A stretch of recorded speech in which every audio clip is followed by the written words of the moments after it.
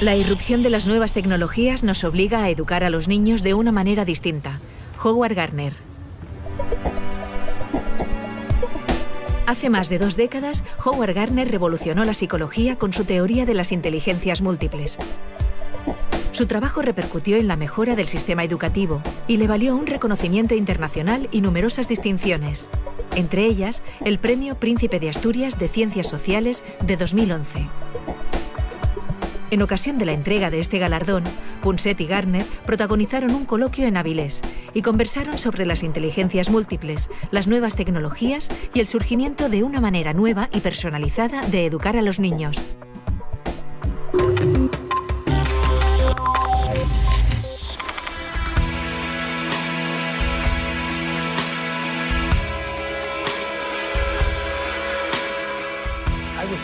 Estoy seguro de que no fui el primero en reconocer la multiplicidad de talentos.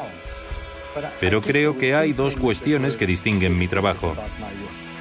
La primera es que yo contaba con una serie de criterios por los que se podía juzgar si algo merecía ser considerado una inteligencia. Y la segunda es que usaba la palabra inteligencia en lugar de talento. Hoy no estaría aquí en España recibiendo el Premio Príncipe de Asturias si hubiera escrito sobre los distintos talentos humanos. Lo que hice fue tomar la palabra inteligencia, que era propiedad de la gente del coeficiente intelectual, y dije: la música es un talento y las matemáticas son inteligencia, pero ¿por qué debemos llamar inteligentes a las personas buenas con los números y solo talentosos a aquellos que dominan el tono, la armonía, el timbre? Todavía nadie me ha dado una buena respuesta a esa pregunta. Desde el punto de vista de la... No diría que este haya sido el caso, pero tanto mi trabajo sobre las múltiples inteligencias como el trabajo de Goldman sobre las inteligencias emocional y social han entrado a formar parte de lo que podríamos llamar el conocimiento colectivo del planeta. Sin duda, si vas a la empresa o a la formación o a la política, se reconoce que quizá tengas un coeficiente intelectual muy superior a la media. Pero si no sabes cómo comprender a los demás, si no te entiendes a ti mismo, si no sabes cómo abrirte camino en la calle, en el estudio de televisión, en el ámbito deportivo o en el ámbito artístico, aunque tengas el mayor coeficiente intelectual jamás observado, no serás inteligente en otras áreas. Cuando la gente utiliza la palabra inteligencia sin pensar, suele referirse a la inteligencia en la escuela. Si eres bueno en lenguas o en matemáticas, te irá bien en la escuela. Y mientras estés en la escuela pensarás que eres inteligente. Como todos los expertos de Occidente, creía que había algo llamado test de inteligencia y que si lo hacías bien eras bueno en todo. Si lo hacías regular eras regular en todo y si lo hacías mal tenías mala suerte. Tendíamos, el resto, a pensar que había una manera, como el coeficiente intelectual que acabas de mencionar, de medir la inteligencia de una persona. Al principio, cuando Alfred Binet descubrió, o mejor dicho, creó el test de inteligencia hace 100 años, fue un gran logro. Era una buena manera de predecir cómo les iría a los estudiantes en un determinado tipo de escuela. Pero hay una manera mucho mejor de predecirlo: las notas del curso anterior. Si sabes cómo te fue el curso pasado, no tengo que hacerte un test de inteligencia. El problema de las mediciones, Eduardo, no son las mediciones, sino las personas que les atribuyen demasiada importancia.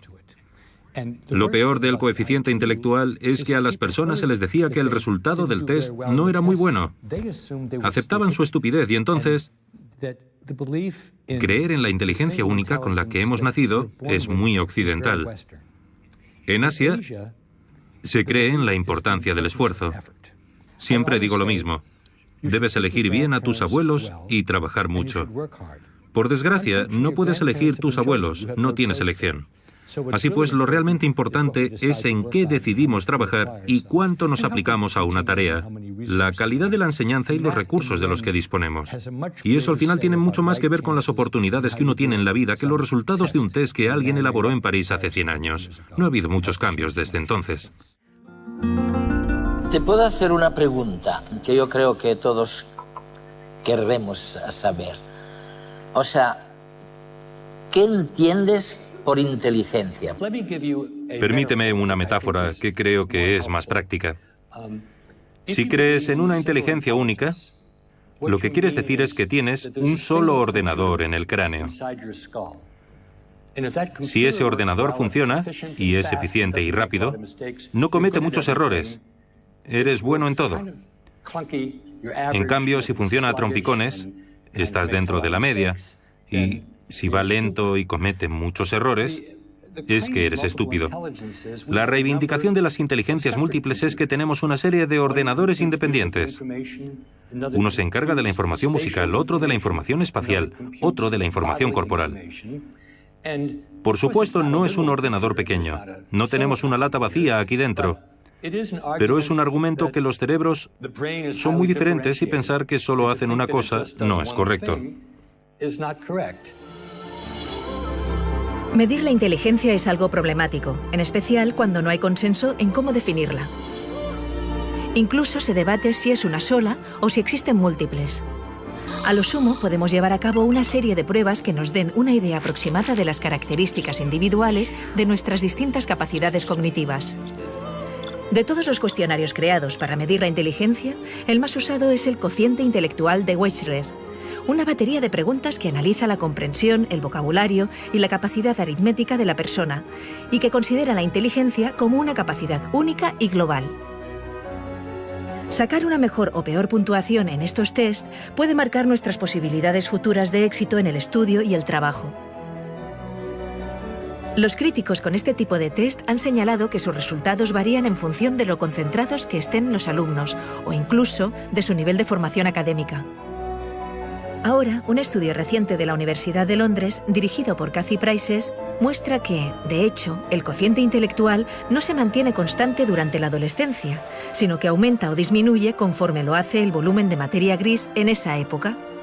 Es decir, entre los 12 y 20 años, cuando el cerebro está aún en desarrollo.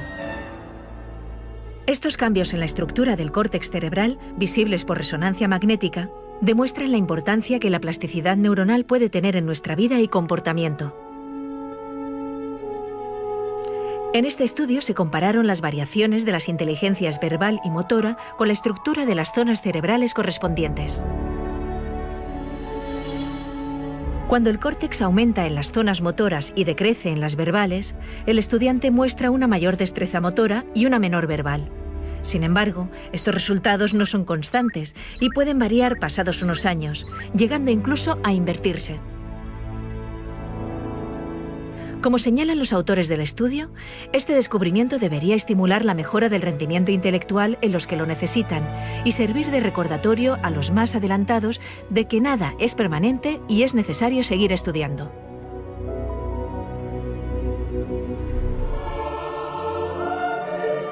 Mozart fue un músico extraordinario, carente de toda inteligencia emocional, como lo demuestra cualquier relato de su vida, aunque nadie dudaría de su genialidad.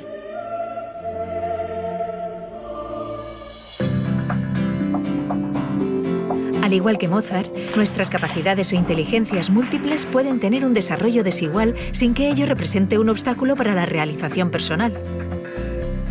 Sin embargo, un resultado negativo en un test de inteligencia tradicional suele asociarse a una condena al fracaso. Librarnos de este estigma social es el mayor logro de la teoría de las inteligencias múltiples.